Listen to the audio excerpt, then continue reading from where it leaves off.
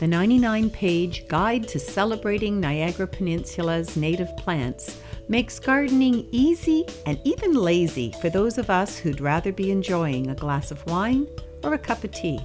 It celebrates Niagara's native plants as it explains how species diversity is key in Niagara.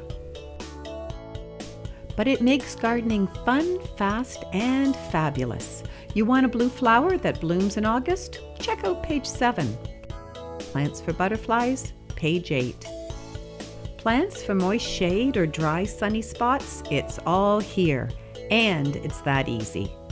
Page 15 is a comprehensive list of what you can plant under a black walnut tree. A popular myth is nothing will grow under there, but they're native trees, and there are many native plants that have learned to tolerate juglum.